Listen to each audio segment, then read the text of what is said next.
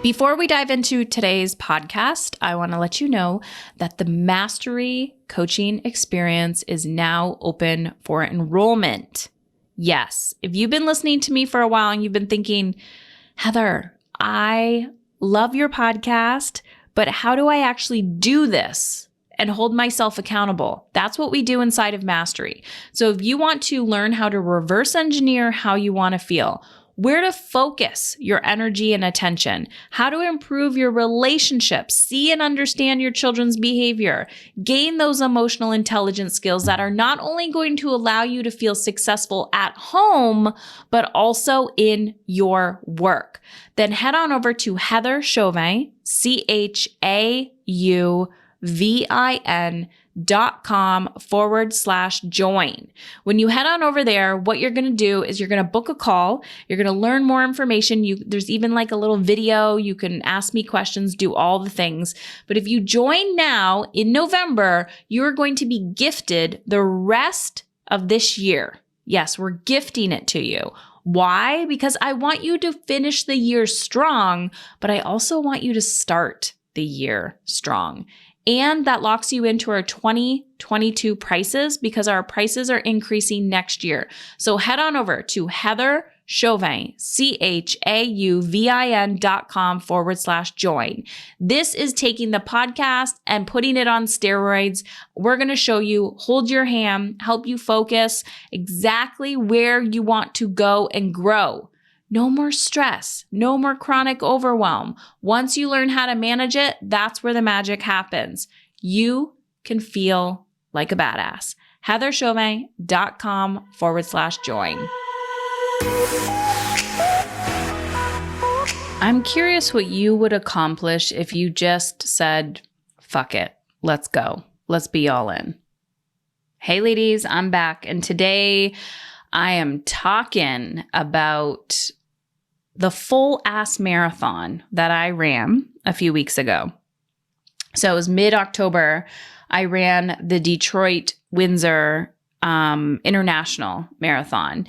And I'm going to talk about why I did it, why I signed up, the process, the journey, what I've discovered about myself since then. And we're going to see what comes out. So I've been wanting to do a podcast, actually interview with my marathon running buddy, because she has a really cool, not really cool story, but she has a really intimate story about what the marathon represented for her. And she's actually running another one this weekend. And it's interesting because a marathon is something different for everybody. And for me personally, this was a long journey. So I'm going to bring you back to January. January of this year, January of 2022. Me, my husband, the three boys, we were in our car, literally traveling across Canada. And if you are familiar with how fucking big Canada is, we were going from Ontario to BC, and we weren't even going all the way to the end of BC. That probably would have taken more time. But it took us 5 days, and that was essentially a 5-day drive. We were driving. It was like we would get out of the car, we would eat, we would sleep, get back in the car. So we didn't really stop anywhere. It was just like 5 days of driving there and then 5 days driving back. And then we were there for a week. And this was in the middle, believe it or not. There was continuous lockdowns. So this was in the middle of one of the government's bullshit at the time. And I remember that trip feeling so emotionally uncomfortable. And it's the new year, it's the new energy. And I just thought, what is on my list, right? You've heard me say this many times, my wouldn't it be nice list, that I don't think I am capable of accomplishing. And if you're anything like me, you have a growth mindset. So you are somebody who wants to grow and evolve. and you want to continuously improve. And like, you're just like, how can I become better? How can I do things better? So I thought, I've done 2 half marathons in my life, and I've never accomplished a full. And I don't, at that time, did not identify as a runner. I still don't identify as a runner. But I didn't want to do it because of that. I wanted to do it because I wanted to commit to the actual training. So observing my own behavior, I knew that, I have this all or nothing mindset, which is why I'm now obsessed with small, tiny habits, because there's so much resistance there. And I thought, I just want to become better at enjoying the journey and training and being like actually showing up for the day to day and not being obsessed with the outcome.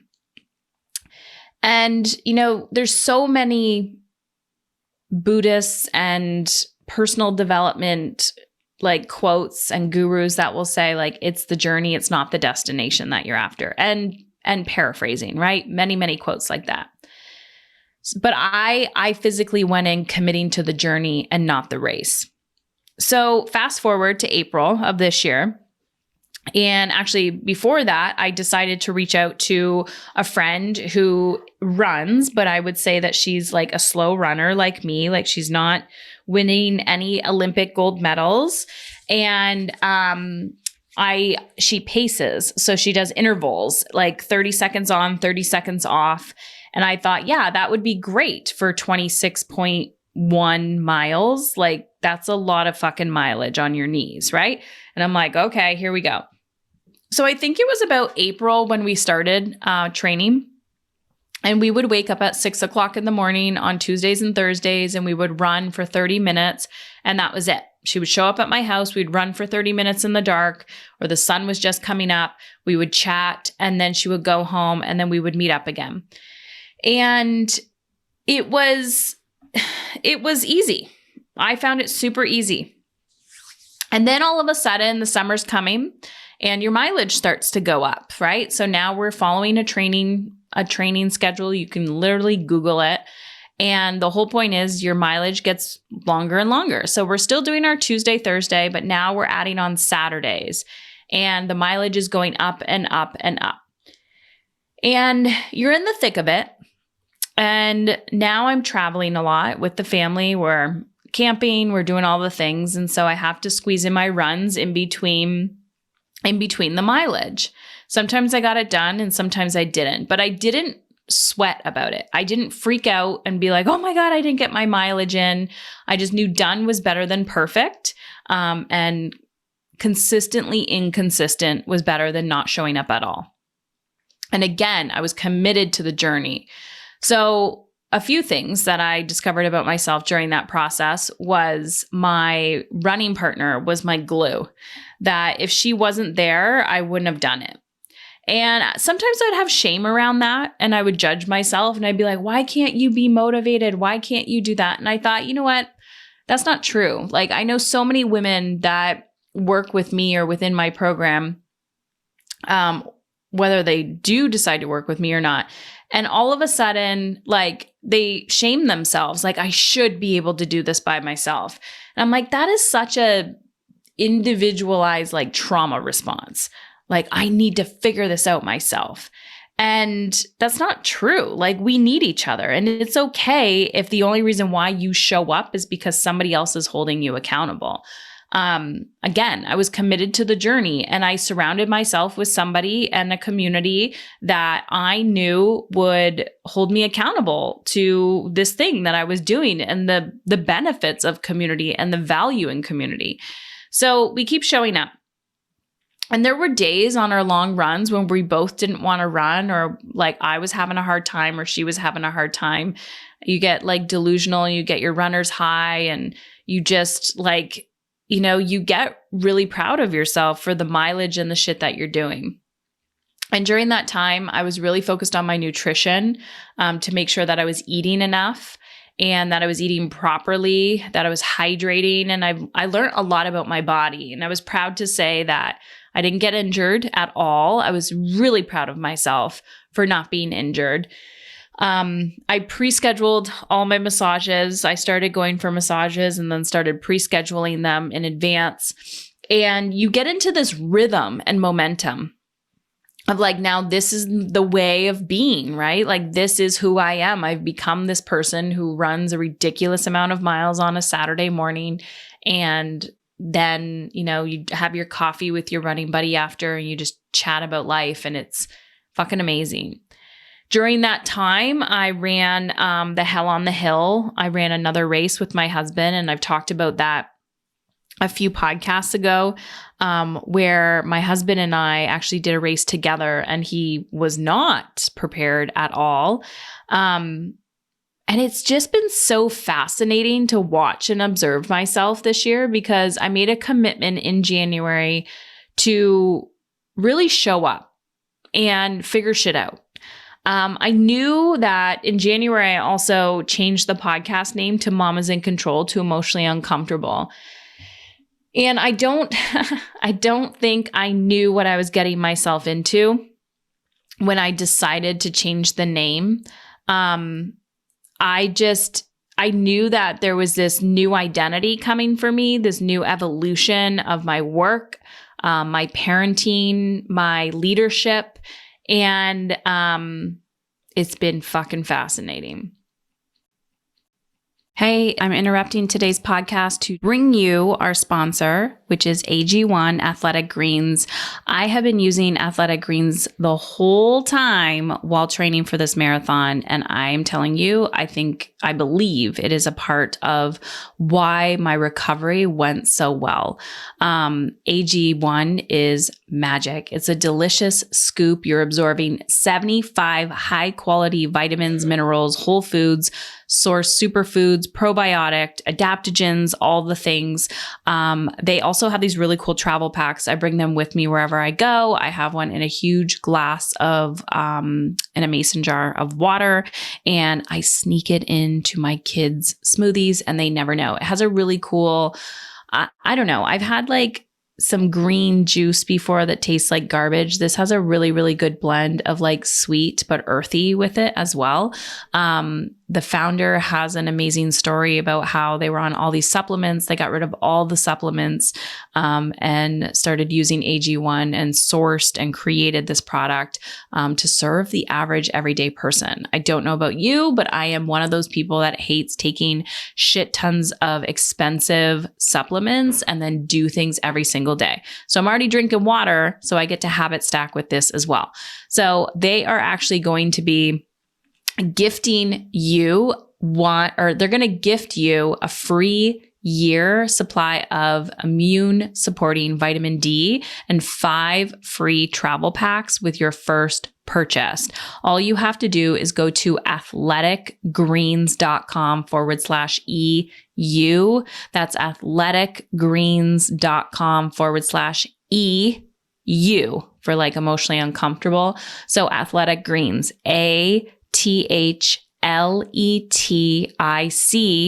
Greens, GREENS.com/EU to take ownership over your health and pick up the ultimate daily nutritional insurance. Now back to the podcast. So it's been so emotionally uncomfortable, hence the reason the name of the podcast. But like so many growth opportunities, but wildly emotionally uncomfortable. And I didn't know that in January when I decided to sign up for a full marathon. Part of the reason why I signed up for a full is because I personally didn't think I was capable of doing it. But I knew that if I did something that I didn't think I was capable of, I would accomplish other things that I didn't think I was capable of. So fast forward to October, and here we are, my running buddy and I, we spend the night before getting ready for the race. I've done races before, so it wasn't like my first time doing a race. And so I've actually done this race 2 times before. So I knew what to expect in the morning.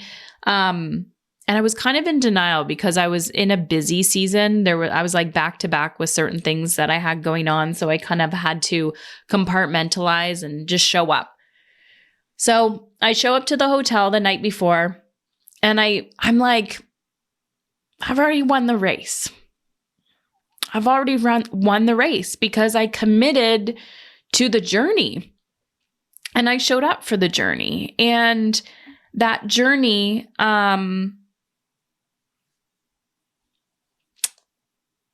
was so imperfect and it was so painful, in a good way. And it was so emotionally uncomfortable and it was so messy and it challenged my perfection. It challenged my doubt. It challenged my limiting beliefs. It brought me to my knees, like the training. I felt so stupid, a lot of shame, guilt, overwhelm, like every emotion that you could possibly think of. I felt it throughout that journey. So the night before, I was like, I've already won. Like, I haven't done the race yet, but I've already won because what I said I wanted to do, I did. I followed through on the training. I didn't avoid it.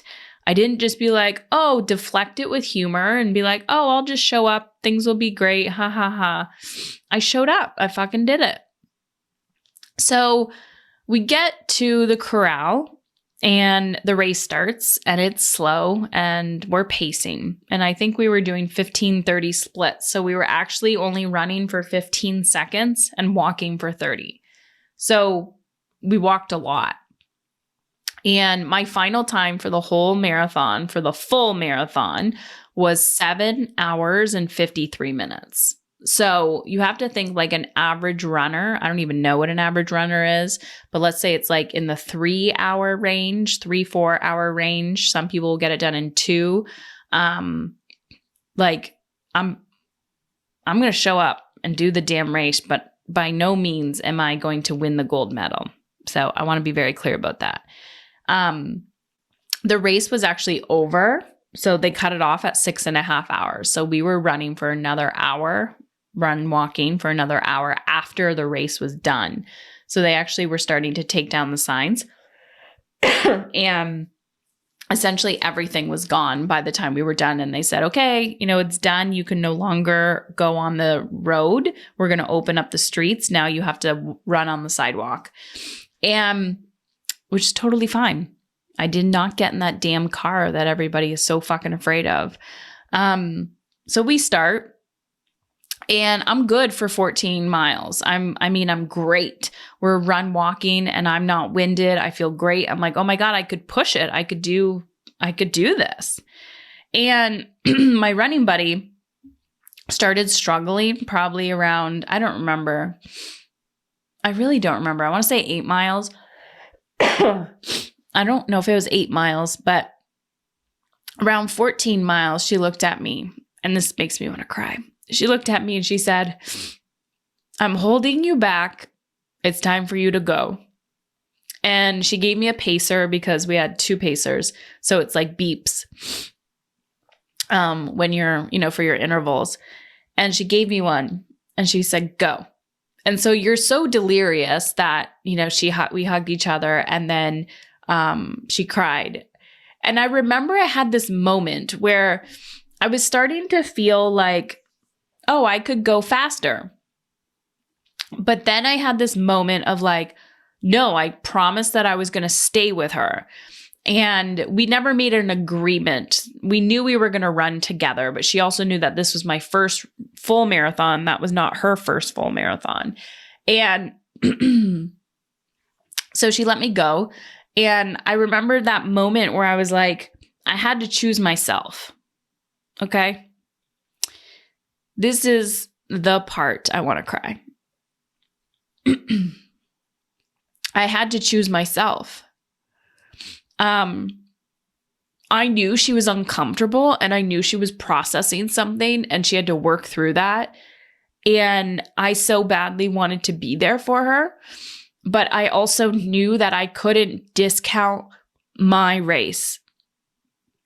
And it felt like such a life metaphor of like, how many times do we stay back because other people are uncomfortable and we want to manage their emotions? But I knew, I was like, this is your fucking race, Heather. Like, she's having her race and you're having your race. So you decide to go. And so I said, okay. So partially leaving her was me choosing myself, choosing my next level, choosing who I wanted to be, how I wanted to feel. And another thing I want to say about that moment was like, although I felt extremely, I wanted to be there with her, it's not in your physical space of being present with somebody. It's how you make people feel. And sometimes our healing journey needs to be done by ourselves. Like, we need that silence. We need it where nobody's watching us. We need to have those holy shit moments with ourselves. We need to have those talks with God or universe or source by ourselves and not have people around us. And it's often when we have the people around us, it's cluttering our thoughts. It's cluttering our healing process. And so there we were. And I decided to go. And I knew she was struggling. And I said, you're going to do great. And she also felt guilty because she wanted me to go. So I was like, all right, I'll go. So I actually picked up pace a little bit. I started doing 30-30s. And I was proud of myself because I was like doing great. It's like, okay, you're gaining momentum. You're gaining momentum. Like, this is great. But I got winded pretty quickly. And then the funny shit happened. So in this international full marathon, okay? So you have to think of this like Windsor, Detroit. I live in Canada, Windsor, Ontario, Detroit. So you go over the bridge through the tunnel. So it's like an international border, Canada and the US. But they also had a half marathon just on the Detroit side. So those people started 2 hours later than us, I believe, 2 or like 4 hours later, like way later than us. Okay. So I'm running. And all of a sudden, these people start passing me, but they're like super fast people. And I'm like, these little fuckers, these are the half marathon people. But I'm like a super slow run walker in the middle of these fast people. And it was triggering as fuck. Because it reminded me of my childhood when I felt like I wasn't good enough, when I felt like I wasn't smart enough, when I felt like I wasn't, I couldn't read, couldn't write. I just couldn't keep up with the cool kids or the popular people or the athletes or the athletic people. And I developed a story that I told myself forever. And you've heard me say it. Maybe you've heard me say it where I'm like, I am not athletic. So here I am. And these people are just zooming by me. Zoom, zoom, zoom. And so I stop because I'm walking, right? I'm pacing, I'm running, I'm doing intervals. So I stop. And these people on the side of the road, because there's lots of people there, they're looking at me and they're like, yes, Heather. Or they don't know my name. They're like, yeah, you got this. Go, girl. And I'm laughing because I'm like, oh my God, they think I'm like just gassed because I just did this half marathon. I'm like looking at them like, I'm in the full marathon. I've already done a half marathon. I'm on the second half of this fucking run. And I'm just like, okay, let them think what they want to think, right? Like, oh, you got this. Oh, poor you, poor you. And then this guy comes up to me and he tried real hard, but he looked at me. He's like, come on, let's go. We got this. And so I actually started running and then I waited until my timer went and I walked again. And he's like, come on, let's go. And I looked at him and I pointed to my little pacer, my little thing on my shirt. And I was like, I'm pacing. And he's like, oh. And then I point down to my bib and I'm like, and I'm running the full marathon. And he goes, oh, like that. And I was just like, Heather, fucking slow down. You're not here to like, don't gas yourself. Just fucking slow down. You're here. Just slow down. Go at the pace that you said you were going to go to. Don't gas yourself. And it was such a weird metaphor for life because I was doing great. Let me repeat that. I was doing great at the pace when I was with my buddy. And she had us pacing 15:30s. And I was doing fabulous at that pace. And I felt like, oh my gosh, I'm just gonna go smooth sailing all the way to the end. The second that she wasn't pacing me and I was like, this is too easy, right? So I pulled back a little bit. This is too easy. I decided I'm going to go faster. I'm going to push myself. And then I gassed myself. I pushed too hard. So one, it was my first full marathon because I had no idea what was going to happen. So I get to about 18 or 19 miles. And this is where everyone says you hit the wall. I hit a fucking wall. So I'm in so much pain at this point, and it's like my hips and my knees, not like bad knee pain or hip pain, just like achiness. Your body's like, can you please stop? Like, what the fuck are you doing, lady? So I'm at this crossroads and there's like a blue sign that says go left if you're a full marathoner, go right if you're a half marathoner. And this is like the moment, okay? Like the crossroads moments where you get to choose like kind of like go that way and the race will be less for you. So I choose to continue on my journey as a full marathoner. I was like, oh my gosh, I want this fucking shit to be over with. And now I'm all by myself. So if you've ever ran a full marathon or some marathons in general, there's a lot of periods where like you actually don't see a lot of people. Like it starts off really strong and there's like thousands of people. Some races, some of them are not. But then after a while, like there's nobody there. So you're by yourself. So there I am essentially walking now by myself. And the only way out is through. So that was my mantra the whole way. The only way out is through. The only way out is through. The only way out is through. There's no other way. The only way out is fucking through. That is it. And I'm by myself. But there's this man in a distance, okay? And I'm in Detroit. So if anyone is familiar with Detroit, like growing up in Windsor, you go to Detroit, you lock your windows, you lock your car. And I'm like running/walking in these neighborhoods by myself, little white girl. Okay.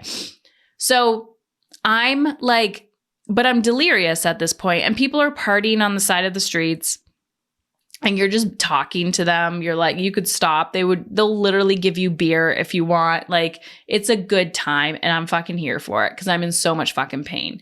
But there's this man ahead of me on the street and he was an older man and he was kind of limping. Okay. So like hunched to one side, kind of limping. And I thought he was a person experiencing homelessness that was it kind of looked like he was trying to run the race or something. I was like, oh, that's cute. Right.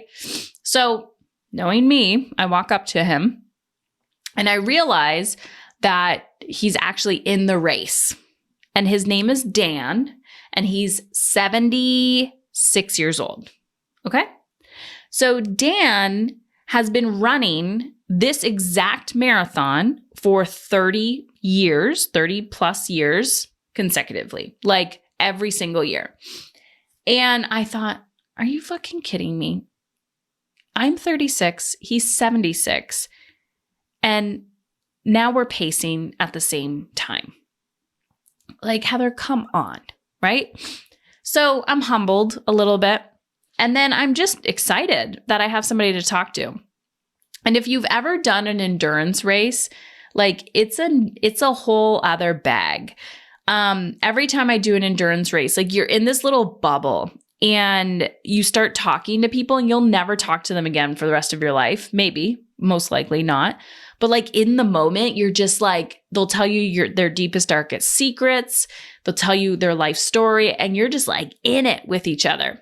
So Dan and I got to know each other really well for about 10 miles. Okay. So we spent a lot of time together and he was a talker. So I'm actually not a talker. I'm a listener and I just like, I'm in the zone. So Dan's like, why are you running? Like, what are you running for? And he's talking. I go, damn, I'm a listener. I'm not going to say much, but I'm here. So then he's like, why are you running? And I'm like, at this exact moment, I don't fucking know why I'm running. My life mantra is like one life, why the fuck not? Right? One life, one opportunity to test shit out. Why not? I'm an able-bodied person. I can do this. Why not? I'm not here to get a gold medal. And I start telling him about my cancer story a little bit and my story in general. And he starts telling me his. And he starts telling me that as a child, he had asthma and he couldn't breathe. And I don't know at what age he decided to flip the to flip the switch and start running, but he did. So essentially, he started running because he couldn't breathe, because the doctors told him he would never be able to run. And he went on to say that he just started running like 4 miles a day. This was years ago, 30 plus years ago. And then did this marathon and just decided to do it every single year. And he goes, I think this is my last year. He goes, but I said that last year. And then I said that the year before. And I said that the year before. And he went on to tell me stories about who he is, what he's done in his life. And he didn't have any children. He said he was a wanderer in the sense of like more of like a soul searcher, soul seeker vibes, where he's just lived his life. He had so many adventures doing biking across Canada, across the United States, told me stories about how he got by. Just one of those people, right? Getting in the van life, driving across country, doing the thing. And, I just told him I'm a mom, I'm a business owner, and I'm a woman, and I don't want my gender to hold me back. I don't want my role as a mother to hold me back. I want to do things that people don't think they're capable of doing because they put that story on themselves or that limitation. And I really just, we talked. But then he told me a story and he said his dad was dying of cancer. And he would bring him coffee in the cancer clinic. And all of a sudden, he would ask the people around him if they were in like outpatient, like, do you want a coffee? Do you want a coffee? And every Thursday he would buy people coffee. And so sometimes he would buy like 20 coffees. And then after his dad died, he kept going back to the hospital every Thursday to buy people coffees. And he got recognized for it because every Thursday, the local Starbucks he would walk into and he would buy like ridiculous amounts of coffee or lattes or whatever the hell people wanted, like 20 of them, 20 plus of them. And he actually got noticed by Starbucks. And they did like a whole commercial on him. And he was telling me about this. And I Googled him when I got home. And he even like met the president and got really involved in like the cancer clinic. And he said, he kept saying things to me like, I'm ridiculously positive. And he goes, it's obnoxious sometimes. And he was like, he was in pain. He was in a lot of pain, but you wouldn't know because of the way that he treated people around him and the way he was talking to me and the way he was talking to the people on the side of the street that were partying and like cheering us on. Because there would be bouts and like moments where you could see people like, yay, go. And then there would be moments where there was nothing. And he talked to me for the 10 miles. And I just remember we actually walked in together at the end. So towards the end, we had a few miles left and I actually found my friend again. I could see her. It was like a mirage. I could see her. I was like, Lisa, is that you? And then she came and she was so focused and we all walked in together. And it was just so fucking cool. And this is what happens every time I do an endurance race. You're scared shitless. You don't know what the fuck you're doing. You're afraid you're going to fail. You're afraid you're going to fall flat on your face.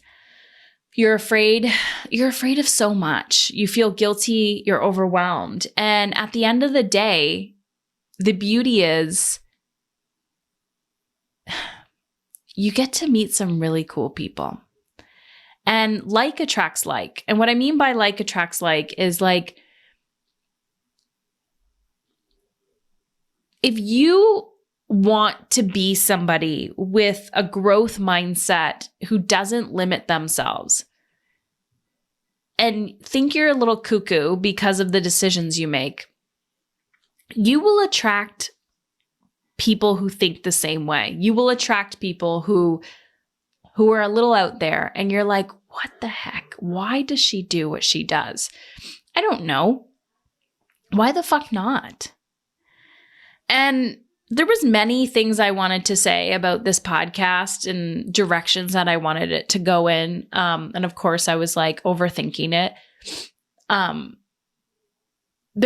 was actually going to write a story to my body because I was thinking about how good I feel and how committed I was to the training and the journey and how that left me succeeding. And although I still have work to do on my physical body and getting back into my old routine, and my body is still recovering, and now I have this damn cold from my kids and my feet, my feet are a little sore, but my body did something that I never thought it could do because my mind told my body it was incapable. But my body proved my mind wrong. And not only did I meet some really cool people that day and heard some stories, but when you push yourself beyond what you ever think is possible, you achieve what you never thought was possible because there's so much more in the tank that you have. And I remember walking back and we had like a few miles left and I just wanted to give up. And I kept thinking, the only way out is through.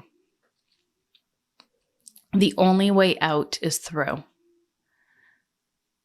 There's no going back. And you're not getting in that car. You're not getting in that van. The only way out is through.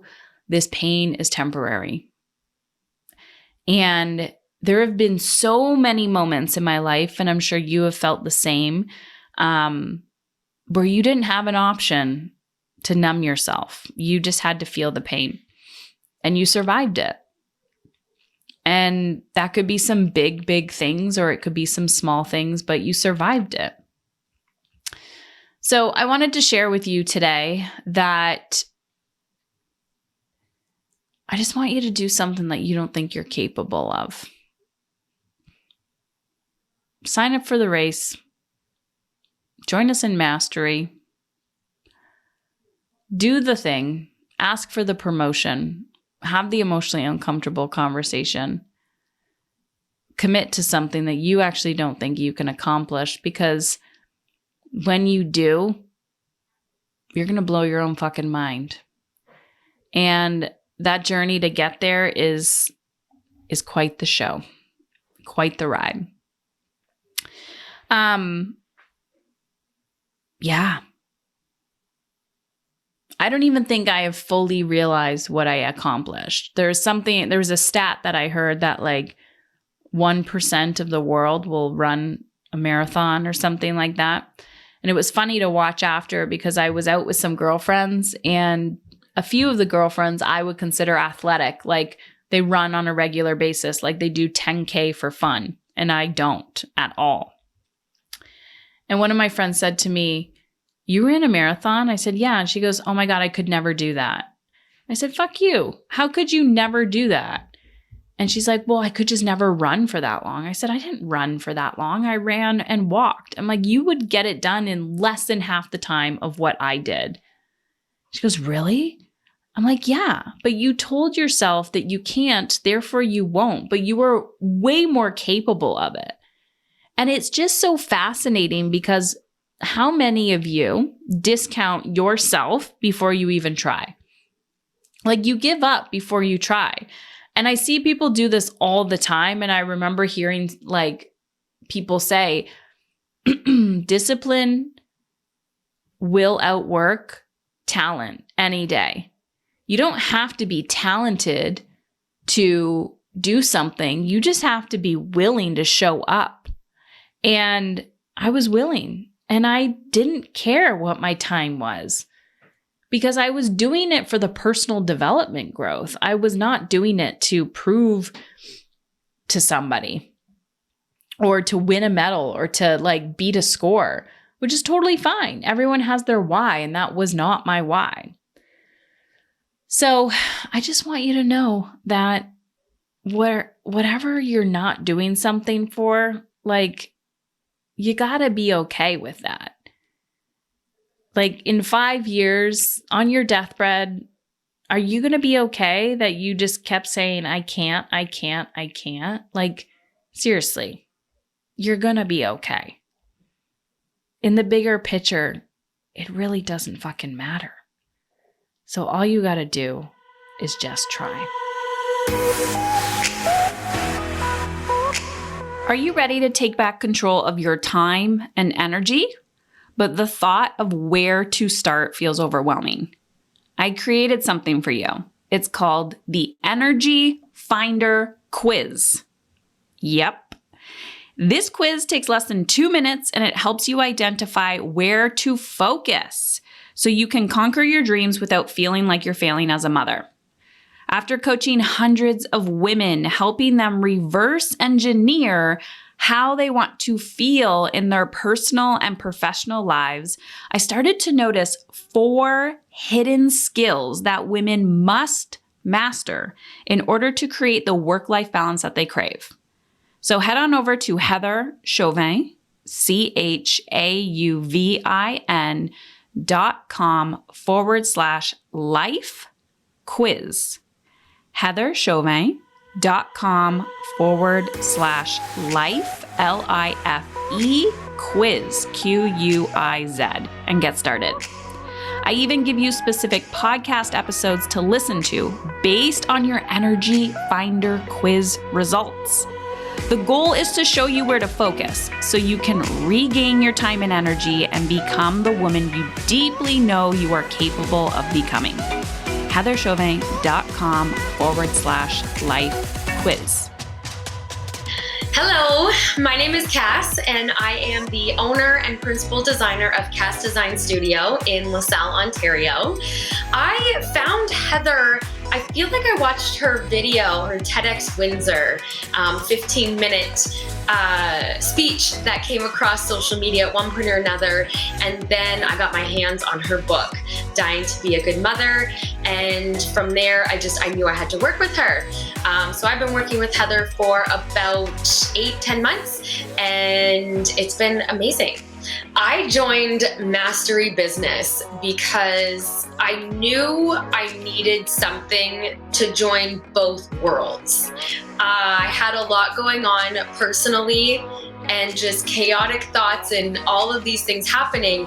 And the way that it was affecting my business, there's no way that I could have only worked on my business without working on myself. And I think that was honestly just what did it for me. I was so excited that she implemented both ends of the spectrum, for me anyway.